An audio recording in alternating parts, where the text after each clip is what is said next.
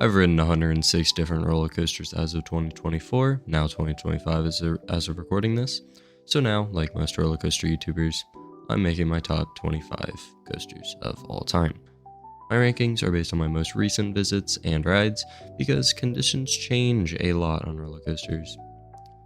When it comes to roller coasters, I look for great airtime, strong positive forces, a beautiful or immersive setting, like being in the woods instead of a parking lot, and a long ride. I won't say much about every ride, but I'll highlight what I like and don't like about each ride. With that, let's get started after the intro.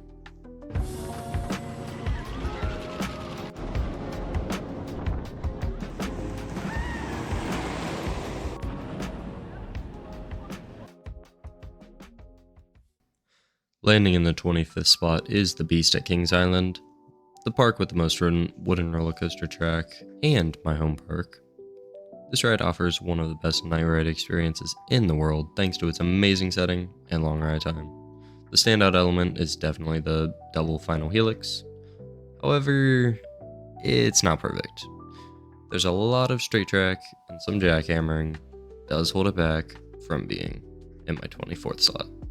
In the 24th spot, we have Kumba at Busch Gardens Tampa, my favorite B&M sit-down roller coaster. Not stand-up, I'm sorry. This ride is gorgeous.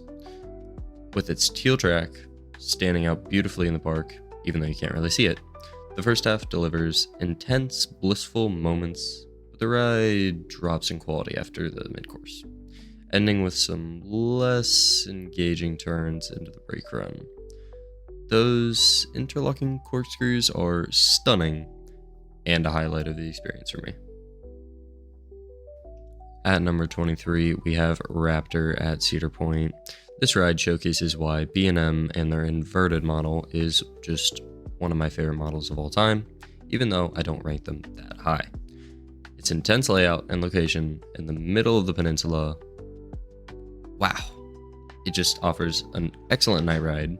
I've actually only ridden it at night, but the green track looks fantastic, and the ride is packed with great elements from start to finish. Copperhead Strike at Carowinds comes in at number 22. This Mock Ride's launch coaster delivers intense airtime, okay people.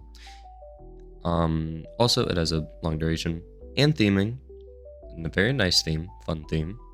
The snake-themed elements and scenic setting elevate it further, a must-ride if you go to Carowinds. Number 21 brings us to Thunderhead at Dollywood, one of the most picturesque parks in the entire world. Thunderhead is one of the smoothest roller coasters I've ever ridden. Wooden coaster, maybe not steel coaster, but even at that point, I would say it is. Well, it's not the most intense because it is a family, GCI? It is just incredibly fun. It has great positives and not too much airtime throughout the layout, but this ride's just wow. At number 22, we have Railblazer at California's Great America. This ride, I'm still mixed on it, even right now. It's at my number 20 spot, but I could bump it lower than 20, higher than 20. I don't know what to think about this ride. But as of right now, it's my favorite single rail roller coaster. The pacing is insane. Like, wow. Making every element feel action-packed. Wow. All I can say is really wow. It features fantastic airtime, strong positive G's in the valleys, and some cool rock work adding to the ride's charm.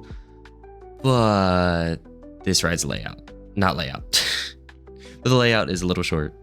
And what I wanted to point out was the restraints. They are horrendous. Landing in the 19th spot, we have Montu at Busch Gardens Tampa.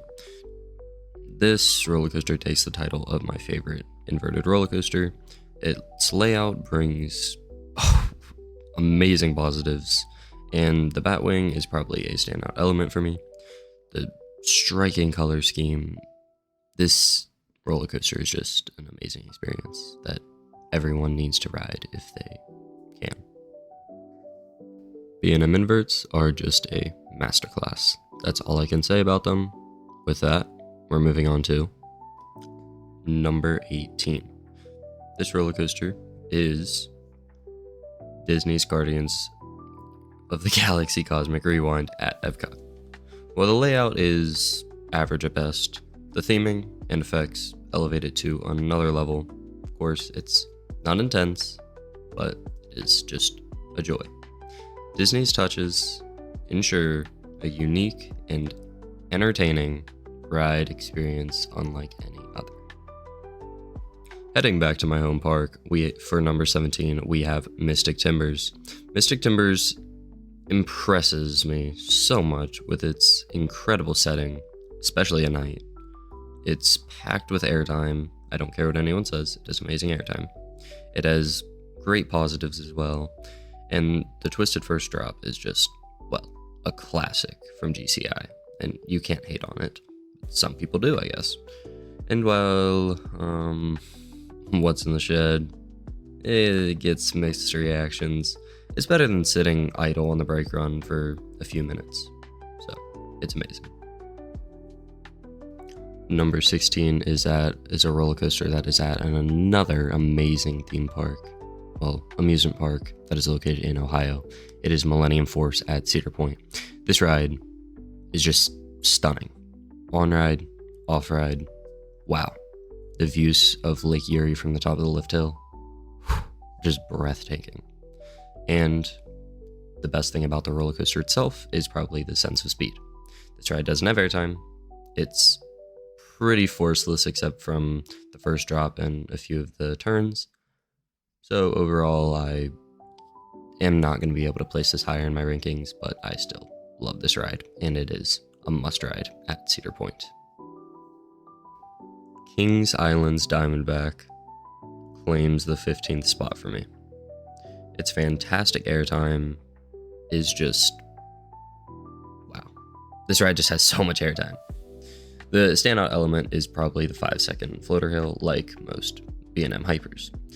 But the out and back layout is also amazing, like most of the roller coasters at Kings Island actually. And while the wing seats can be rough, the first drop and series of airtime hills leading to this iconic splashdown. Wow, this ride's just really, really good. That's all I can say. I have noticed I'm running through these really, really fast, so I might slow down a little bit and add more off my script, so I might be stuttering or pausing at times. At number 14 is X2 at Six Flags Magic Mountain. Pray for the fires over there.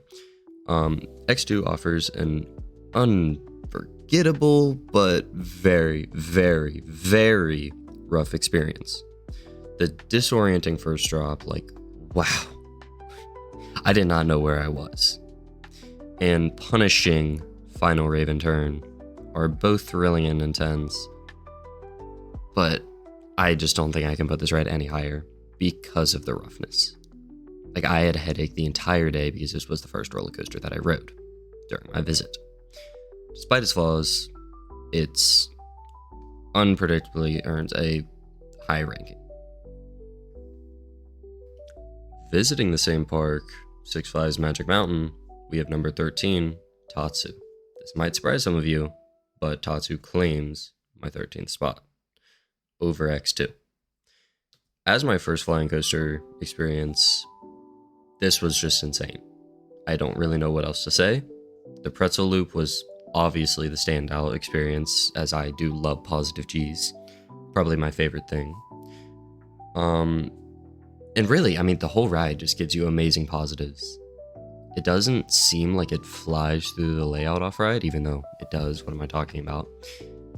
It's an insane experience. It's better than X2, and maybe the best ride at Six Flags Magic Mountain. The roller coaster in my 12th spot is probably going to come as more of a shock than the previous two. It is Accelerator at Knott's Berry Farm. This was my first hydraulic launch experience, so it was my most intense launch I've ever felt. It was just incredible. I really don't know. I don't know if the front's better, I don't know if the back's better. Flying over the top hat, it's just an incredible ride experience. I think everyone needs to get out to Accelerator or Storm Runner or whatever hydraulic launch is closer to you before they leave us. These rides are just incredible. It's just so unforgettable. And this ride is just pure adrenaline. Flying over the... oh my. It's short. That is my only gripe. It is a little short. And the turnaround is a little bit better than just flying into the brakes. But if it had a little bit more, this would be amazing. But it is amazing. What am I talking about? I love this ride. And now we have Twisted Colossus in the 11th spot at Six Flags Magic Mountain. I think this deserves to be slightly ahead of Accelerator, but I also think I had more fun on Accelerator at the same time. But this dueling RMC features incredible airtime, inversions, and an unforgettable Top Gun stall. It dueled like 6 times on a completely empty day. I looked at one of those crowd apps or whatever. It was at 2%. It was incredible. No one was at the park, but I sadly had to leave early, so I did not get any night rides on Twisted, X2, Tatsu, or any of the roller coasters at these parks. But the duel adds extra charm, and while its setting is... it's horrible. Like, I am really... I hate it. But it still remains a standout. The ride's too good to be completely torn down because of this ugly parking lot. Finally, reaching the top 10, we're visiting my home park once again for the best roller coaster at Kings Island. At the number 10 spot is Orion. This ride provides its worth despite some unfair criticism, I'm going to be honest. I do not understand why people dislike this ride. It is by far the best roller coaster at Kings Island, with its stunning setting like every single roller coaster at Kings Island, and its amazing first drop. Fury is probably the only better B&M Giga drop, and it has unique elements for a Giga. That's definitely something that is up there for me. It's a thrilling experience. Like, wow. Some of my favorite elements are the off-axis sill into the brake run, like I said earlier, the first drop, and the speed hill after the turnaround. I also do love the helix. I normally gray out on it, but sometimes I do not. This ride is just a crowd eater, and it also looks beautiful off-ride. I might need to speed this back up again because I have kind of just been ranting for a while now. So, with that, at number 9, we have Dollywood's Lightning Rod. This ride delivers relentless airtime and top-notch pacing. Despite missing the launch lift hill, the ride's layout is phenomenal. Some rough spots hold it back slightly, but this still remains a world-class roller coaster. I love the quad down, but there is the 2 rough parts, which is, I would say, after the wave turn and the valley in the first drop. But otherwise, this ride is just phenomenal. Amazing pacing, amazing airtime. At Islands of Adventure, we have Hagrid's Magical Creatures Motorbike Adventure. The full name, I think. At number 8, I already said that. A perfect mix of theming, ride sequencing, and surprises make it magical. Whether you're on the motorbike or sidecar, it's an immersive and joyous experience that everyone must experience. It might even be better than Velocicoaster, but I don't know as I have not ridden Velocicoaster, so you will not see it on this list. Gold Striker at California's Great America lands at number 7. This GCI roller coaster has amazing airtime, intense positive Gs, and a fantastic lateral layout, even though I just said that. Well, it's a bit rough. I didn't actually think it was, but now I've heard it has gotten a lot rough, so I'll think it is. It's undoubtedly one of my favorite roller coasters, and obviously, roller coaster in the world. Actually, I'm going to talk a little bit more about Cold Striker. This ride, really is just incredible. I think my favorite element may even be the first drop. I love it. And then I don't think there is too many standout elements, but I would say everything is great. Nothing insanely good, but everything is great. I said I was going to talk a little bit more, but I said one thing. We'll move on now. Cedar Point's Maverick takes the 6th spot. Despite painful restraints, this ride excels with one of my favorite first drops in the entire world. 95 degrees. It's incredible. Everyone needs to go to Cedar Point if they are a roller coaster enthusiast. You will see that later as well. Spoiler. Powerful launches and a beautiful setting. It's an Intamin masterpiece. I don't think anyone is actually able to hate on this ride, and if you do, you just have a problem. It's one of the best layouts in the entire world, maybe the best LSM launch coaster layout. But with that, we're going to move on to number 5. This ride is Steel Vengeance. Why? It's airtime king. Let's be honest, everyone. With standout moments like the first hill, first drop, and off-axis hill, and honestly, I'd say all of the first half inversions are excellent. Second half, a little forgettable, and second half as a whole is also a little bit forgettable to me. But it still has, 26 seconds of airtime? So this ride is it's impossible to be bad. We all know this. It's an excellent ride, but I think it is slightly overrated. It's an intense and unforgettable ride. While slightly repetitive, it's, a record holder. So, yes. And this ride may come as a shocker being this high on my list, but I love this thing so much. At number 4, we have Ghost Rider at Knott's Berry Farm. I think this is the best roller coaster in California, and it's not even a competition, as you might be able to see from this list. The airtime, pacing, and intensity are phenomenal. And this night ride is probably my favorite night ride I've ever had. Flying through the structure in the dark is pure magic. It's just incredible. Even in the daytime, flying through the structure is beautiful. If you hate this ride, no one probably hates this ride, but if you hate on this ride, I'm sorry, you are going to have to go out to Knott's Berry Farm again. Well, actually, before getting to the top 3, I want to say something. I'm actually re-recording this section now because I thought it was a little sad and down, and there was also background noise that I couldn't get rid of. And it was about 13 minutes before, and now it's at 5 minutes currently. So this will be 8 minutes compared to 13. And we are now getting to number 3. Drum roll, everyone. What's it gonna be? It is Iron Gwazi at Busch Gardens, Tampa. This ride is just relentless. I don't really know. It is probably one of the most relentless ride experiences I've ever experienced. The death roll is one of my favorite elements.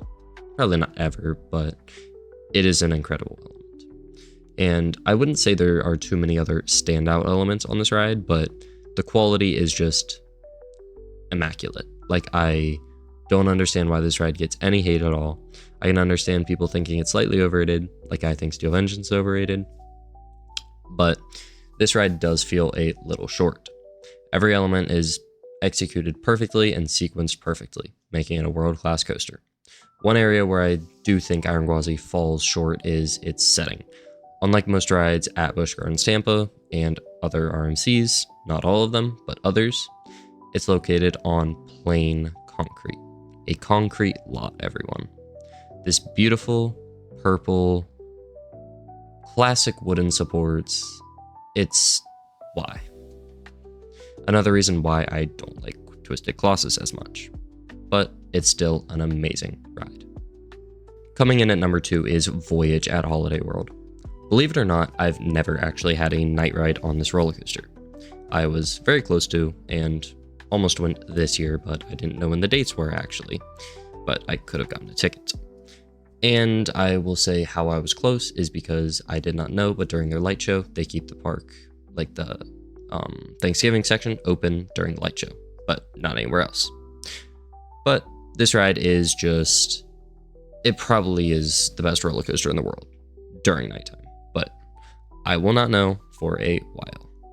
This ride is a masterclass in wooden roller coasters and roller coasters. The elements, length, how it maintains its speed, it's just incredible. It feels like a hyper wooden roller coaster, and it's 160 feet tall? It's wow. Voyage brings airtime, strong positives, and relentless power in a way few coasters can match. And finally, topping my list at number 1 is Fury 325 at Carowinds.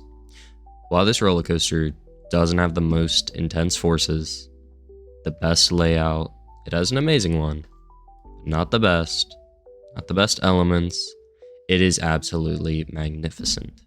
Fury 325 is a visual masterpiece, one of the most stunning roller coasters out there. But oddly, the on-ride views are not that good. They do not match the beauty of off-ride.